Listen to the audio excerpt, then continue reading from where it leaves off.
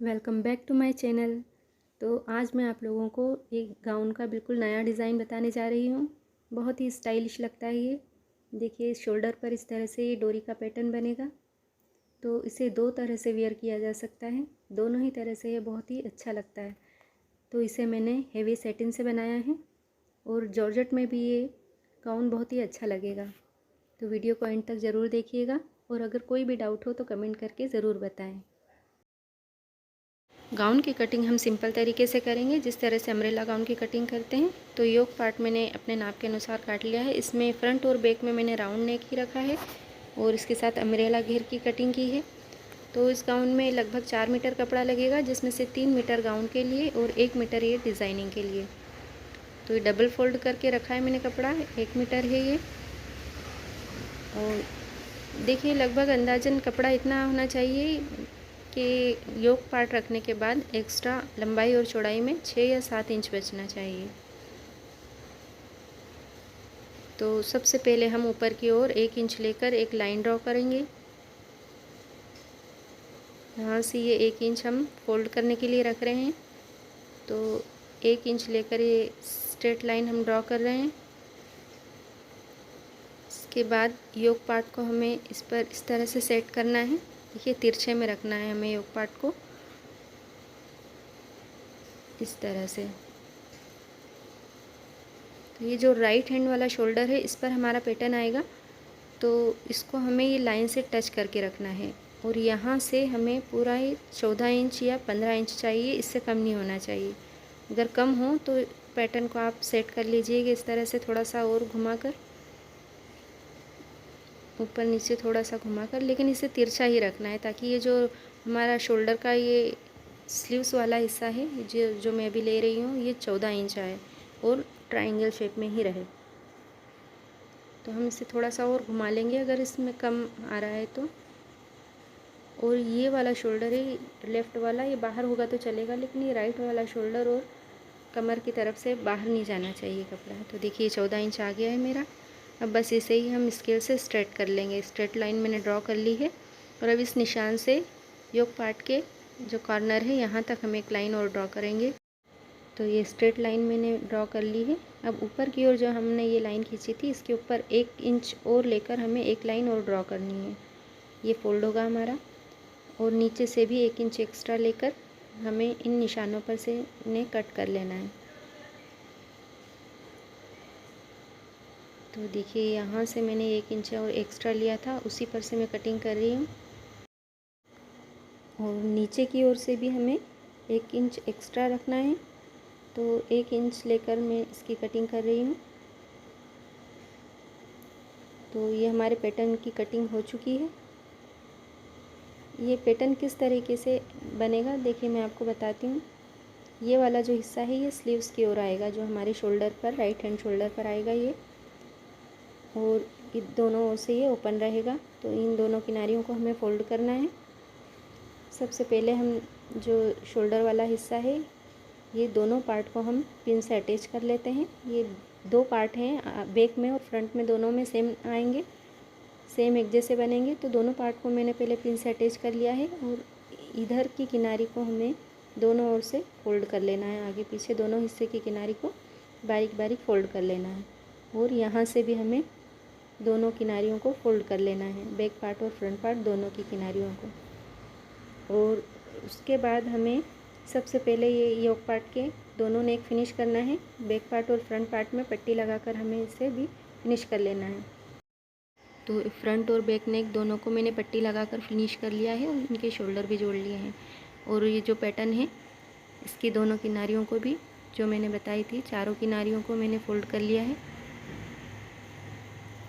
अब यहाँ से ये जो पार्ट है हमने पिन लगाई थी, यहाँ पर हमें सिलाई लगाना है और इसे फोल्ड करना है। इसके बीच में हमें डोरी डालना है, तो ये इस तरह से फोल्ड होगी कि एक डोरी बीच में आ जाए। मैं आपको मशीन पर बताती हूँ ये किस तरह से फोल्ड होगा।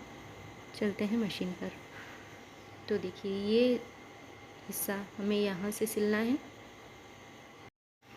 तो पहले से यहाँ से पक्का कर लेना है और जो लाइन ड्रॉ की थी उसी पर हमें सिलाई लगानी है।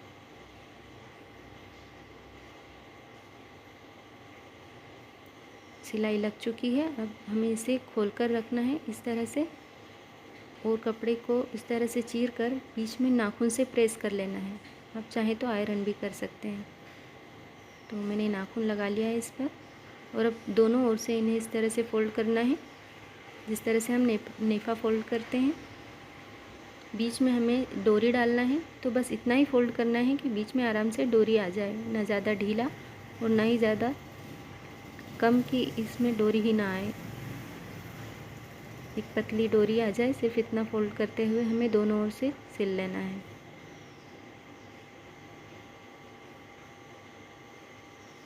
दोनों ओर से पक्का करते हुए इधर भी मैं इसी तरह से इसे फ़ोल्ड कर लूँगी।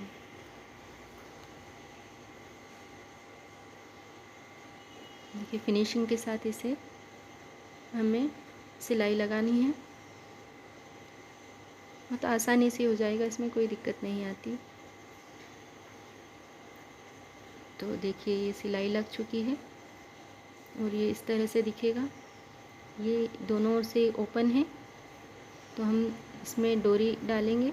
2 डोरियां हमें पतली तैयार करनी है। तो डोरी मैंने बना ली है। अब हमें इससे सुई की मदद से इसके अंदर इंसर्ट करेंगे। तो देखिए सुई का जो पिछला वाला हिस्सा है वो मैं डाल रही हूँ अंदर की ओर, और इस तरह से हम इसे इसमें डाल देना है।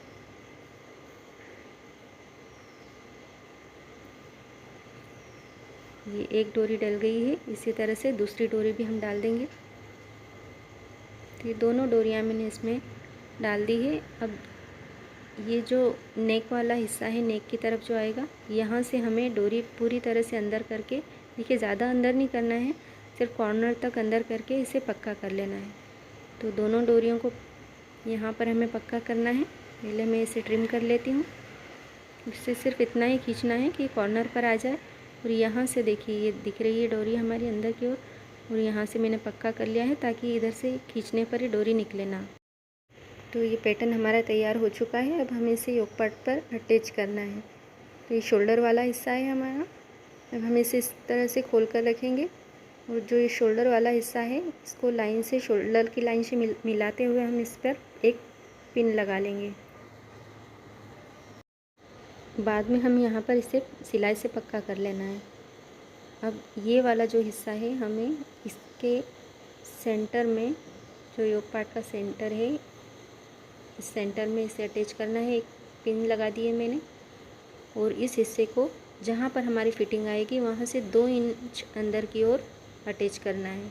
तो ये इसे भी मैंने पिन से अटैच कर लिया है।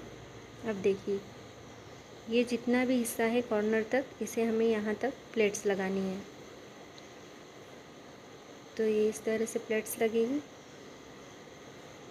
और ये जो नीचे जितना भी एक्स्ट्रा कपड़ा बच रहा है इसमें भी हम बारीक बारीक गेदर्स ले लेंगे। तो ये किस तरह से लगेंगे मैं आपको मशीन पर ही बताऊंगी। इसी तरह से देखिए अभी मैंने ये पिन से अटैच कर लिया है।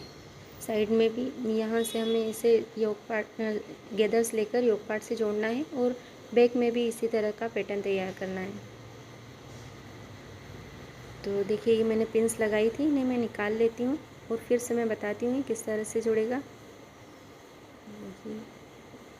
जो पिन्स लगाई थी मैंने पिन्स निकाल दी है, और फिर से मैं अच्छी तरह से प्लेट्स ले रही हूँ। बिल्कुल पास पास में प्लेट्स लेना है हमें, जितना भी कपड़ा है उनकी सारी प्लेट्स ले लेना है। नीचे से 1 इंच ऊपर तक हमें प्लेट्स ले लेनी है सारी।